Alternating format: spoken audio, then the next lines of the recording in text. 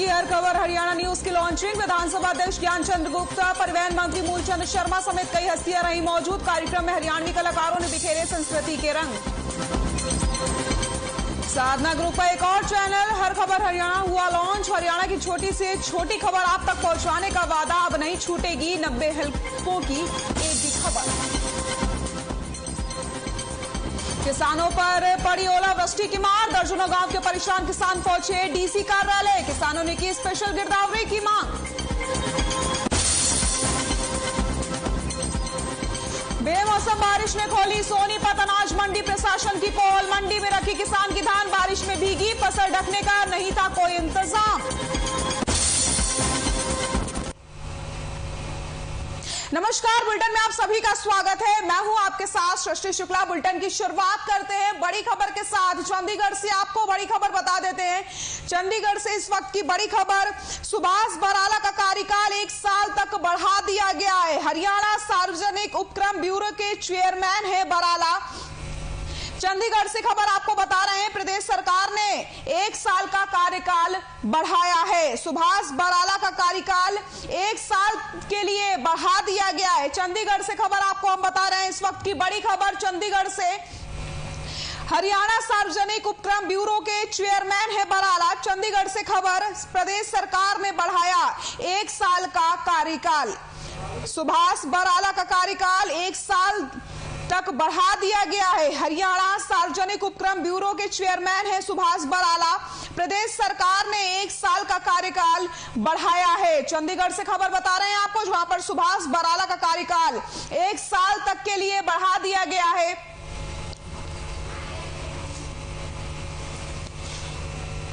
चंडीगढ़ से खबर आपको बता रहे हैं, जहां पर सुभाष बराला का कार्यकाल 1 साल के लिए बढ़ा दिया गया है। हरियाणा सार्वजनिक उपक्रम ब्यूरो के चेयरमैन है बराला। सुभाष बराला का कार्यकाल 1 साल के लिए बढ़ाया गया। चंडीगढ़ से बड़ी खबर आपको बता रहे हैं। आपको बताते चले, प्रदेश सरकार ने 1 साल का कार्यकाल बढ़ाया है। हरियाणा सार्वजनिक उपक्रम ब्यूरो के चेयरमैन है सुभाष बराला।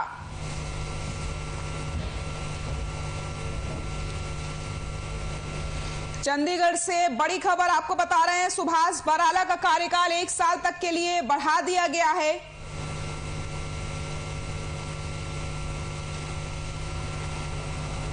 प्रदेश सरकार ने 1 साल का कार्यकाल बढ़ाया है।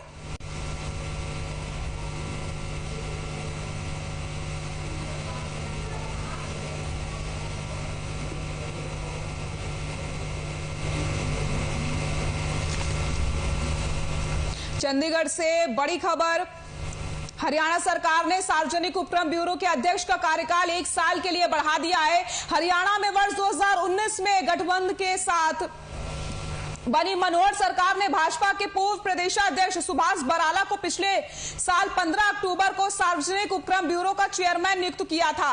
बराला का 1 साल का कार्यकाल पूरा हो चुका है। मनोहर सरकार ने आज फिर एक नया आदेश जारी करके सुभाष बराला का कार्यकाल 1 साल के लिए बढ़ा दिया है।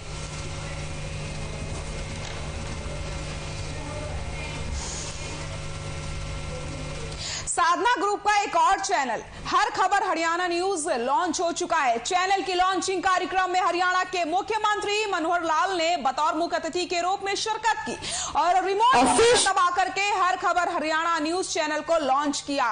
इस खास मौके पर विधानसभा अध्यक्ष ज्ञानचंद गुप्ता समेत कई दिग्गज हस्तियां मौजूद रही।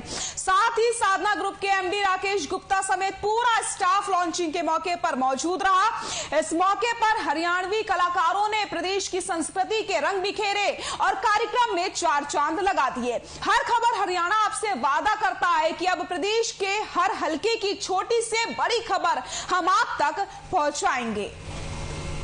हो जाती है, अब वक्त है हर खबर को उसके अंजाम तक पहुंचाना, क्योंकि जब हरियाणा बोलता है तो पूरा देश सुनता है। हरियाणा के इसी बेबाक नजरिए, राजनीति की समझ और आवाम की आवाज को बुलंद करता एक ऐसा न्यूज चैनल जो बनेगा आपकी आवाज। मतलब बढ़िया है। सिर्फ एक मसला नहीं, हर खबर होगी खास। खबरों की दुनिया में एक नई खबर, हर खबर हरियाणा। एक नए न्यूज चैनल के साथ साधना नेटवर्क का दायरा और भी व्यापक और बड़ा हो चुका है। मीडिया के हमारे मित्र, खास करके साधना ग्रुप की जो एक डेडिकेटेड टीम, जिन्होंने आज ये अपना 8वां चैनल इसका शुभारंभ करने का ये निर्णय लिया है। चैनल चलाना कोई सामान्य बात नहीं होती, बहुत कुछ प्लान करना पड़ता है, बहुत एक सामने एक अपना टारगेट भी रख के चलना पड़ता है कि आखिर इस चैनल को चलाने का उद्देश्य क्या है। तो मैं तो आज इस अवसर पर इस नए चैनल के शुभारंभ पर हरियाणा की, क्योंकि हरियाणा के लिए चैनल चलेगा, हमारी अपेक्षाएं भी हैं कि हरियाणा की जनता को जितना ज्यादा यानी हमारी सरकार की उपलब्धियां हो या चाहे हमारे खिलाफ भी कोई बात हो, हमें कोई उसमें बहुत वो नहीं है। हाँ, खिलाफ होगी, उसको ठीक करने का भी प्रयत्न करेंगे। जनता को निष्पक्षता से हर खबर के माध्यम से ज्यादा चीजें बताई जाएं और एक निडरता से, निष्पक्षता से पूरी टीम काम करती रहे। कभी भी कोई सरकार की ओर से कोई अपेक्षा आपकी होगी, उसको जरूर पूरा करेंगे। और इसी बीच में आपको बहादुरगढ़ से बड़ी खबर बता देते हैं। बहादुरगढ़ से इस वक्त की बड़ी खबर, सरकार की हाई पावर कमेटी किसानों के साथ बैठक करेगी। बड़ी खबर आपको बहादुरगढ़ से बता रहे हैं। टिकरी बॉर्डर के रास्ते खुलवाने पर चर्चा की जाएगी। गौरैया टूरिस्ट कॉम्प्लेक्स में यह बैठक होनी है। 11 महीने से बंद है दिल्ली रोहतक नेशनल हाईवे, जिससे काफी ज्यादा परेशानियों का सामना करना पड़ रहा है। बहादुरगढ़ से बड़ी खबर बता रहे हैं आपको, सरकार की हाई पावर कमेटी किसानों के साथ बैठक करने वाली है। 11 महीने से बंद है दिल्ली रोहतक नेशनल हाईवे। किसान आंदोलन के चलते दिल्ली पुलिस ने रास्ते बंद किए हैं। रास्ते बंद होने से लोगों और व्यापारियों को काफी परेशानियों का सामना करना पड़ रहा है। बड़ी खबर बहादुरगढ़ से इस वक्त की आपको हम बता रहे हैं, जहां पर सरकार की हाई पावर कमेटी किसानों के साथ बैठक करने वाली है। टिकरी बॉर्डर के जो रास्ते हैं उन्हें खुलवाने को लेकर के चर्चा करी जाएगी। 11 महीने से दिल्ली रोहतक नेशनल हाईवे बंद है क्योंकि किसान लगातार आंदोलन कर रहे हैं और साफ तौर पर किसानों ने यह कह दिया था कि जब तक कानून वापसी नहीं होती है वो घर वापसी नहीं करेंगे, जिसके मद्देनजर दिल्ली पुलिस ने रास्ते बंद कर दिए थे। 11 महीने का समय बीत चुका है और अब तक इसी तरीके से रास्ते बंद है और इन रास्तों के बंद हो जाने के बाद से ही लगातार लोगों को, व्यापारियों को परेशानियों का सामना करना पड़ रहा है क्योंकि उनको आवागमन में काफी ज्यादा परेशानी हो रही है। इसी के मद्देनजर एक फैसला लिया गया है। आपको बताते चले, सरकार की हाई पावर कमेटी अब किसानों के साथ बैठक करने वाली है। बहादुरगढ़ से आपको हम खबर बता रहे हैं, टिकरी बॉर्डर के जो रास्ते हैं उन्हें खुलवाने को लेकर के चर्चा करी जाएगी।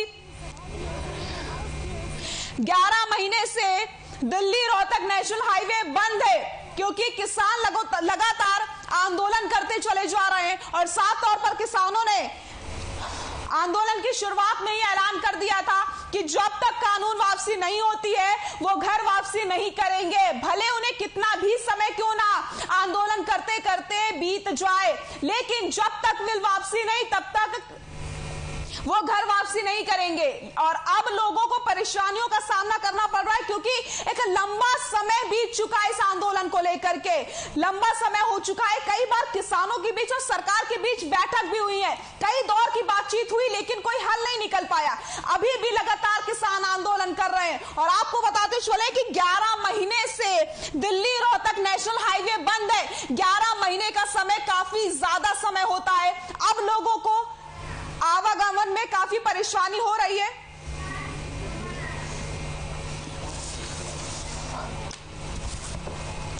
और इसी खबर पर ज्यादा जानकारी के लिए हमारे सहयोगी सुमित हमारे साथ जुड़ गए हैं। सुमित, सरकार की हाई पावर कमेटी किसानों के साथ बैठक करेगी क्योंकि एक लंबा अरसा गुजर चुका है, रास्ते बंद है, लोगों को परेशानी हो रही है। क्या इस बैठक में कोई हल निकल सकता है? जी जी सृष्टि, आपको बता दें कि टिकरी बॉर्डर के बंद रास्तों को खुलवाने के लिए हरियाणा सरकार की एक हाई पावर कमेटी की आज बैठक शुरू हो चुकी है और बहादुरगढ़ के गुरैया टूरिज्म कॉम्प्लेक्स में ये बैठक चल रही है। वहां पर मौजूद एएसपी राजीव अरोड़ा और डीजीपी हरियाणा प्रशांत कुमार अग्रवाल और पंकज अग्रवाल कमिश्नर रोहतक रेंज के और झज्जर के डीसी श्यामलाल पुनिया और झज्जर पुलिस अधीक्षक इस बैठक में शामिल हैं और बहादुरगढ़ के उद्योगपति भी इस बैठक में मौजूद है। और पिछले 11 महीने से यह रास्ता बंद है और दिल्ली रोहतक राष्ट्रीय राजमार्ग की संख्या 9 को लेकर यह रास्ता बंद है। और आपको बता दें कि यहाँ पे आने जाने वाले लोगों को बहुत भारी परेशानी का सामना करना पड़ रहा है। तो इसी के चलते एक बैठक बुलाई गई है जिसमें आला अधिकारी जो है बैठक का बैठकर समाधान करने का फैसला लेंगे। अभी बैठक चल रही है सुचारू रूप से और टिकरी बॉर्डर पर जो किसान बेवजह दिल्ली पुलिस ने जो रास्ता बंद किया उसका भी कहीं ना कहीं समाधान निकलने की संभावना जी। बिल्कुल सुमित, लेकिन कहीं ना कहीं देखा जाए तो एक लंबा समय बीत चुका है इस आंदोलन को और जो किसान है वो पीछे हटने का नाम नहीं ले रहे हैं। साफ तौर पर किसानों ने ये कह दिया था कि जब तक बिल वापसी नहीं होती है तब तक वो घर वापसी नहीं करेंगे। तो क्या इस बैठक के बाद कुछ उम्मीद लगाई जा सकती है? जी आपको बता दें कि जो किसान है वो साफ तौर पर हरियाणा सरकार की जो कमेटी की जो गठित जो हुई है वो प्रशासनिक अधिकारियों को साफ तौर पर पहले भी बता चुका और आज भी मीटिंग में भी यही मुद्दा उठा है कि रास्ता खोल दिया जाए। लेकिन किसान जो है साफ तौर पर अपनी तरफ से कह रहा है कि हमने रास्ता नहीं बंद किया है, जबकि पुलिस जो है पुलिस पर ही सीधे सीधे आरोप लगा रहे किसान। और जो आज जो हरियाणा के पुलिस के जो डीजीपी है और कमिश्नर है वो इस बैठक में कई समस्या का जो है हल कल जो बैठक है वो जारी है। अभी देखना ये है कि कब तक ये बैठक चलती है और 11 बजे से ये बैठक चली हुई है और अभी बैठक को करीब 2.5 से 3 घंटे हो चुके हैं और इस बैठक में देखते हैं क्या समाधान निकल के आता है। फिर जो भी बात जी मैं इस पर जी बिल्कुल सुमित, लेकिन कहीं ना कहीं काफी समय बीत चुका है। अब लोगों की जो परेशानियां वो बढ़ गई हैं। लंबे समय से वो इंतजार कर रहे हैं कि आखिरकार रास्ता खोल दिया जाएगा, लेकिन जो 11 महीने का समय है वो काफी ज्यादा समय होता है। देखिए जो किसान आंदोलन जो टिकरी बॉर्डर पर किसान बैठे हैं वो उनका साफ तौर पर यही कहना है कि जो हमारी मांग है 3 कृषि कानून को रद्द कराने की वो मांग सरकार मांग ले तो हम घर अपने वापसी चले जाएंगे। लेकिन सरकार भी और किसान भी अपनी बातों पर अडिग है और इधर सरकार जो किसानों की बातों नहीं मानने पर तैयार है और किसान जो है वो अपनी मांग मनवाने के लिए सरकार भी पूरे अड़े हुए हैं और वहां पर धरना प्रदर्शन जारी। जब किसानों ने साफ तौर पर कह दिया है कि जब तक सरकार हमारी मांगों को पूरा नहीं करेगी तब तक हम आंदोलन ऐसे ही जारी रहेगा और बाकी जो आने जाने वाले के जो रोजगार आह्वान है लोगों का उनको इस परेशानी का सामना कहीं ना कहीं किसी रास्ते से गुजर कर करना पड़ता है। जी बिल्कुल सुमित, जैसे कि आप जानते हैं कि सरकार और किसानों के बीच उससे पहले भी कई दौर की बातचीत हो चुकी है लेकिन वो बेनतीजा रही, कोई नतीजा उस बातचीत में नहीं निकला। लेकिन बीच में व्यापारी पिस रहे हैं, उनका व्यापार चौपट हो रहा है। कहीं ना कहीं सरकार अगर पीछे नहीं हट रही है, किसान भी पीछे नहीं हट रहे हैं, लेकिन एक बीच का रास्ता निकालना चाहिए जिससे लोगों को परेशानी ना हो, जो व्यापारियों को परेशानी हो रही है उसका सामना, जो परेशानियों का सामना वो कर रहे हैं वो परेशानी कम हो सके। जो पिछले 11 महीने से जो किसान हैं जो सड़कों पर बैठे हैं, दोनों तरफ से सड़क घेर के बैठे हैं, उनमें जो व्यापारी है उनको बहुत ज्यादा परेशानी का सामना करना पड़ रहा है। इसमें बिल्कुल साफ तौर पे कि व्यापारी ने भी कहा है कि रास्ता खोल दिया जाए और बिल्कुल किसानों का ये कहा है कि रास्ता खोल दिया जाए। इसमें हमें भारी परेशानी का सामना 1 साल होने को है इस धरने को और इसमें हमें बहुत ज्यादा नुकसान उठाना पड़ रहा है। कहीं रोड पर पेट्रोल पंप भी लगे हुए हैं और दुकानें भी हैं और नुकसान पे नुकसान होता जा रहा है। तो कुछ कोरोना की मार, कुछ किसानों की मार, तो एक तरफ से तो कहीं ना कहीं हल निकालने की बातचीत इसमें की जा रही है बैठक में। जी बिल्कुल सुमित, हम उम्मीद करते हैं कि इस बैठक में कोई ना कोई हल निकले क्योंकि अब लोगों की परेशानियां लगातार बढ़ रही हैं। बहुत बहुत शुक्रिया सुमित, तमाम जानकारी के लिए लगातार आपसे अपडेट लेते रहेंगे। हरियाणा सरकार अपने 7 साल के कार्यकाल को जनता तक पहुंचाने का कार्य कर रही है। इसी कड़ी में शिक्षा मंत्री कंवरपाल गुर्जर ने प्रेस कॉन्फ्रेंस करी। 7 साल 7 कमाल के नारे पर सरकार की तरफ से किए गए विकास कार्यों को बताया गया। एक तरफ जहां उन्होंने सरकार की तरफ से किए गए कार्यों के बारे में बताया, तो वहीं दूसरी तरफ प्रदेश की मंडी व्यवस्था का जिक्र करते हुए कहा कि हरियाणा में मंडी व्यवस्था काफी अच्छी है, इसलिए दूसरे राज्यों के किसान हरियाणा में आकर अपने धान को बेचते हैं। हालांकि इस बार दूसरे राज्यों से धान नहीं आए हैं, क्योंकि केंद्र ने दूसरे राज्यों में धान बेचने पर रोक लगाई है। उत्तर तो देने दीजिए ना, प्रश्न कैंडिडेट है। मैं वहीं से जाके आया, वहां लोग उसको एकदम महात्मा और अच्छा व्यक्ति मानते हैं और उसको मानते हैं कि हमारा कोई सुखा साथी है। जब भी कोई मुसीबत होती है, समस्या होती है, तो निश्चित तौर से चाहे कोरोना काल की बात है, चाहे गरीब बच्चियों की शादी की बात है, तो हमेशा वो आगे बढ़ के सहयोग करता है। तो मुझे लगता है कि उसके पक्ष में एक माहौल है। एक तरफ एक इस प्रकार के लोग हैं जो पूरा दम कह के उस प्रकार से राजनीति करते हैं, एक तरफ एक सज्जन व्यक्ति है जो हमेशा सत्ता में रहता तब भी काम। अभी एक साथी ने क्वेश्चन भी किया था, एक साथी ने क्वेश्चन भी किया था कि स्टाफ प्रचारक वहां से मिसिंग है, तो देखिए मैंने भी अभी अखबार में आज के में पढ़ा था, लेकिन मैं कल वहीं जाके आया और कल वहां से सीधा मैं आपके पास ही आ जाना। और इसी बीच नारनौल से आपको बड़ी खबर बता देते हैं। नारनौल से इस वक्त की बड़ी खबर, कोर्ट में होगी गैंगस्टर पपला की पेशी। बड़ी खबर आपको नारनौल से बता रहे हैं, जहां पर विमला हत्याकांड में पपला गुर्जर दोषी करार किया गया है। 2015 की रात में दिया था हत्या को अंजाम। बड़ी खबर नारनौल से बता रहे हैं आपको। आज कोर्ट सुनाएगा मामले में अपना फैसला। पुलिस ने कोर्ट में सुरक्षा के भारी इंतजाम किए हैं। कोर्ट में गैंगस्टर पपला की पेशी होनी है।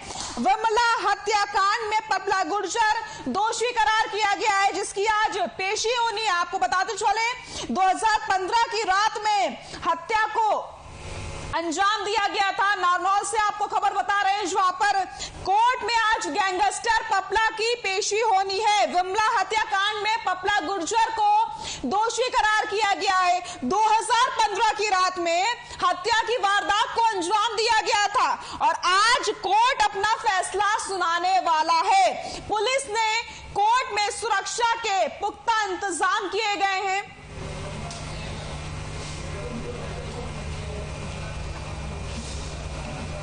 कोर्ट में आज गैंगस्टर पपला की पेशी होनी है। नारनौल से आपको बड़ी खबर बता रहे हैं, विमला हत्याकांड में पपला गुर्जर दोषी करार किया गया है। 2015 की रात में हत्या को अंजाम दिया था। कोर्ट आज इस मामले में फैसला सुनाने वाला है। आपको बताते चले कोर्ट में सुरक्षा के पुख्ता इंतजाम किए गए हैं। नारनौल से आपको बड़ी खबर बता रहे हैं, जहां पर कोर्ट में आज गैंगस्टर पपला की पेशी होनी है।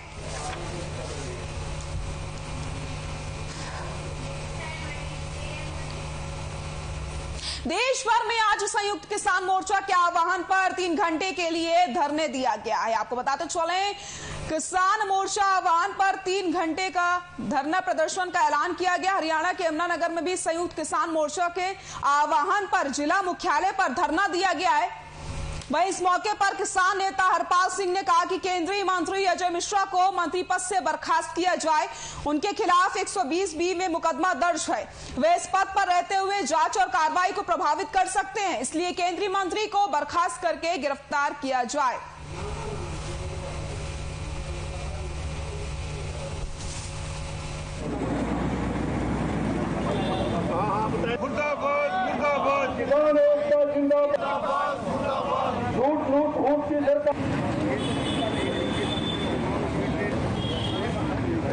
आंदोलन को हमारे आज 11 महीने हो गए हैं। दिल्ली सीमाओं पर बैठे हुए 11 महीने हो गए हैं। आज का धरना जो लखीमपुर खीरी में जो केंद्रीय गृह राज्य मंत्री द्वारा जो किसानों को अपनी गाड़ी से कुचलकर मारा गया है और सरकार ने अब तक उसको मंत्री को बर्खास्त नहीं किया गया है, उसी के विरोध में आज पूरे भारतवर्ष में 11 बजे से 2 बजे तक ये धरने दिए जा रहे हैं। उसी के उपलक्ष्य में आज हम यमुनानगर में अपने यहाँ डीसी ऑफिस पर धरना दे रहे हैं और राष्ट्रपति के नाम हम डीसी साहब को ज्ञापन देंगे कि इस निकम्मे मंत्री को तुरंत बर्खास्त किया जाए। यमुनानगर जिला विधिक सेवा प्राधिकरण की ओर से आजादी के अमृत महोत्सव के अंतर्गत जिले में लीगल अवेयरनेस वैन रवाना की गई है, जो जिले के कई गांवों में जाकर लोगों को उनके कानूनी अधिकारों के बारे में जागरूक करेगी। जिला विधिक सेवा प्राधिकरण के सचिव गुनीत अरोड़ा ने बताया कि आजादी के इस अमृत महोत्सव की श्रृंखला में लोगों को उनके अधिकारों के बारे में जानकारी दी जाएगी।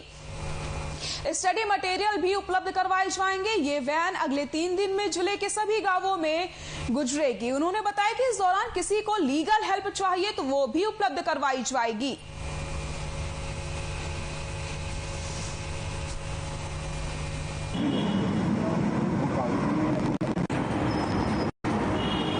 सर ने हमारे पास एक वैन भेजी है। इसका उद्देश्य ये है कि हमने यमुनानगर पूरी डिस्ट्रिक्ट को कवर करना है अगले 3 दिनों में।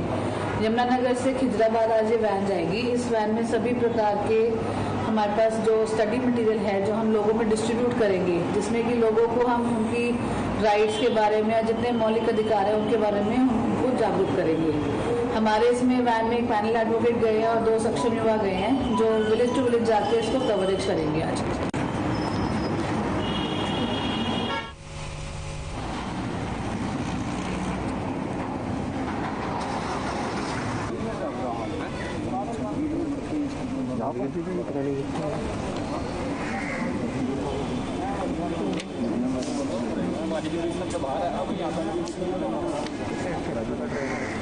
यमुनानगर जिला विधिक सेवा प्राधिकरण की ओर से आजादी के अमृत महोत्सव के अंतर्गत जिले में लीगल अवेयरनेस वैन रवाना की गई है।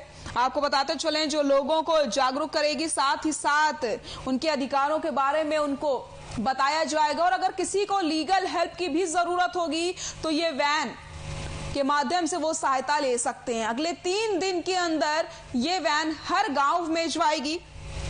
यमुनानगर जिला विधिक सेवा प्राधिकरण की ओर से इस वैन को रवाना किया गया है।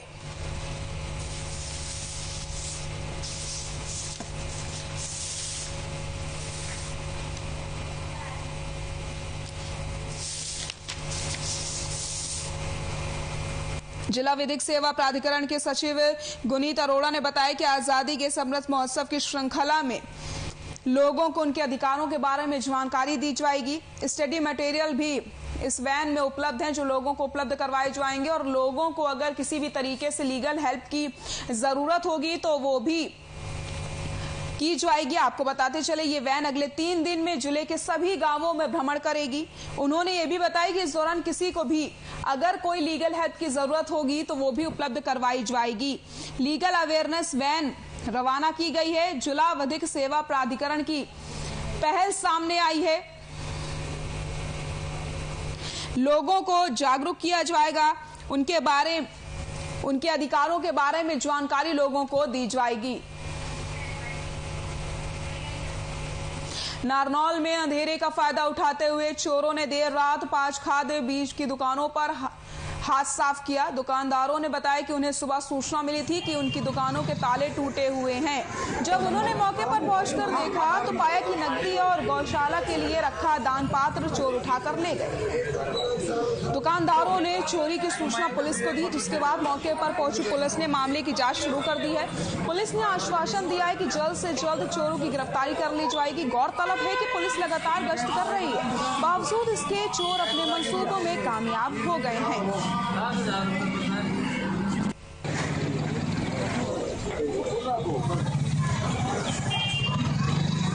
हमारे को तो गोपाल पटवारी ने बताया था।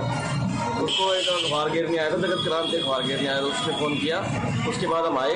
7,500 रुपये तो गले में थे और गौशाला के थे, पता नहीं 30,000 थे, 35,000 थे गौशाला के लेके। सारा गौशाला का पूरा चेक करेंगे, जो भी पता नहीं है क्या पता नहीं। सुबह 5:30 बजे फोन आया कि ताला टूटा हुआ है पड़ोसियों का, सब आके देखें। 7,000 रुपये हम देख रहे हैं, अभी तो कुछ पता नहीं और कुछ लेके नहीं। अभी तो देखें कोई कागज वगैरह लेके होंगे, बखेर रखा है सब कुछ।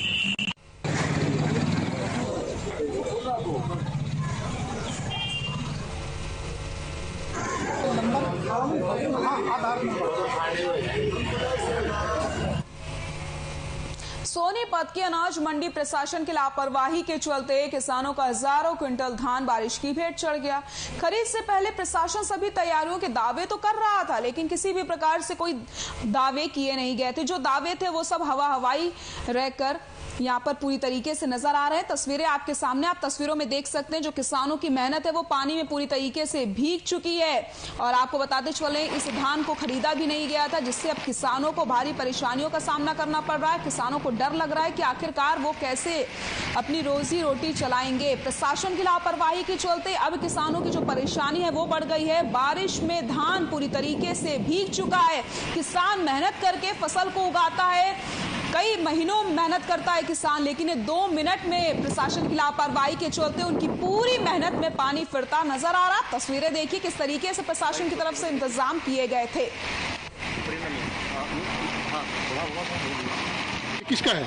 मेरे जमींदार का पड़ा हुआ है। तो ये नुकसान किसका है? नुकसान तो जब तक नहीं बिका है वो जमींदार का रहेगा। कितना अनाज पड़ा होगा खुले में? अनाज खुले में कम से कम 400 कुंटल 800 बोरी होगा कम। तो ढका नहीं गया क्या ये तिरपाल इतना जल्दी बारिश आया, तिरपाल लाना मुश्किल हो गया, टूट गया। काफी देख रहे हैं, काफी अनाज खुला पड़ा है, बहुत पड़ा है। 400 कुंटल लगभग पड़ा। ये कौन सी मंडी है? ये है अनाज मंडी, नई अनाज मंडी सोनीपत। अच्छा, कितनी देर से बारिश हो रही है? ये बारिश 1 घंटे हो गई। और इसी बीच आपको एक बड़ी खबर बता देते हैं। बड़ी खबर इस वक्त की,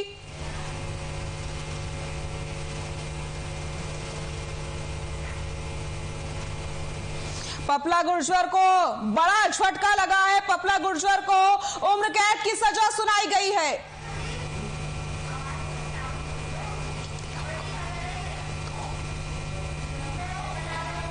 बड़ी खबर आपको बता रहे हैं, कोर्ट में गैंगस्टर पपला की पेशी हुई और पपला गुर्जर को उम्र कैद की सजा सुनाई गई है। बड़ी खबर, महिला हत्या मामले में सजा सुनाई गई है।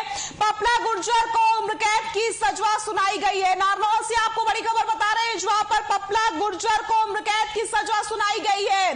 गैंगस्टर पपला गुर्जर को बड़ा झटका लगा है। 2015 की रात में हत्या को अंजाम दिया गया था, जिसमें आपको बताते चले पपला गुर्जर को उम्र कैद की सजा सुनाई गई है। बड़ी खबर बता रहे हैं, गैंगस्टर पपला गुर्जर को बड़ा झटका लगा है। पपला गुर्जर को उम्र कैद की सजा सुनाई गई है। महिला हत्या मामले में सजा सुनाई गई है। 2015 की रात में हत्या की वारदात को अंजाम दिया गया था। नारनौल से आपको बड़ी खबर बता रहे हैं, गैंगस्टर पपला गुर्जर को उम्र कैद की सजा सुनाई गई है। इसी खबर पर ज्यादा जानकारी के लिए हमारे सहयोगी धर्मेंद्र हमारे साथ जुड़ गए हैं। धर्मेंद्र, पपला गुर्जर को बड़ा झटका लगा है, उम्र कैद की सजा सुनाई गई, क्या कुछ अपडेट मिल रहा है?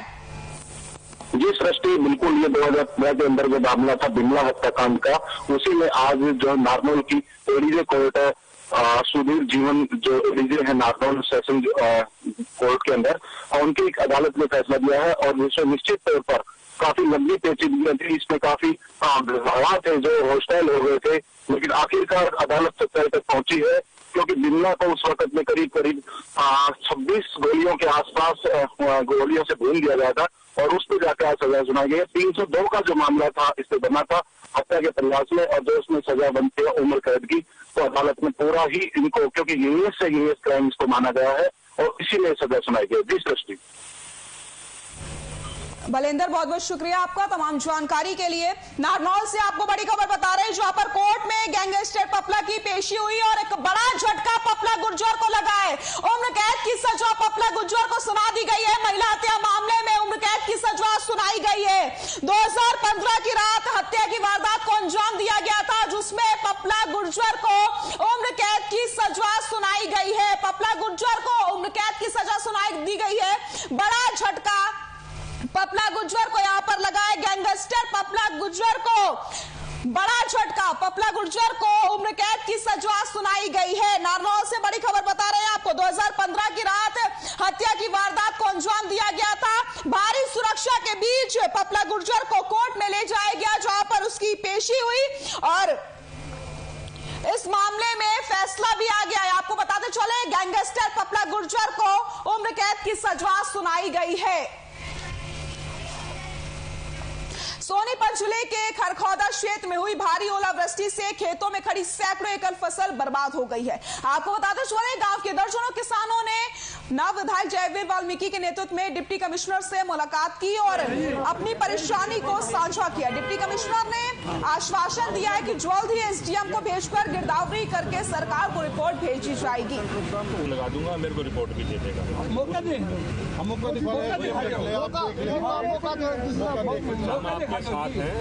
देखिए, कल जो ओलावृष्टि हुई है उससे किसान को भारी नुकसान हुआ और मैं तो कहूँगा यानी 100% नुकसान कहते हैं ना, 100% से भी ऊपर है। वो कैसे है? फसल तो बर्बाद हो ही गई बिल्कुल, उससे ऊपर एक तो पानी निकासी का खर्चा, फिर दूसरा जो धान पड़ा हुआ है गिरा हुआ है तो उसको निकालने का खर्चा, और अगली फसल का कोई भरोसा नहीं। अब अगली फसल गेहूं की होगी नहीं होगी उसका कोई भरोसा नहीं। तो इसलिए हम तो डीसी साहब से बात भी हुई थी और आज फिर खुद मिल के बात की है। तो इसमें कम से कम 8-9 गांव हैं जो इससे प्रभावित हुए। बिल्कुल खरखौदा सब डिवीजन के एरिया में 8-10 गांव में वो संज्ञान में इन्होंने लाया है, अपनी रिप्रेजेंटेशन भी दी है। 10 गांव का हम सर्वे करवा के एसडीएम से रिपोर्ट ले लेंगे। जो उचित कार्रवाई गवर्नमेंट के स्तर पे होगी उसको रिकमेंड करके भेज देंगे। चंडीगढ़ अभी बात करेंगे। एसडीएम की रिपोर्ट आने के पश्चात हम ऊपर से टेकअप कर लेंगे। बुलेटिन फिलहाल के लिए इतना ही। नमस्कार।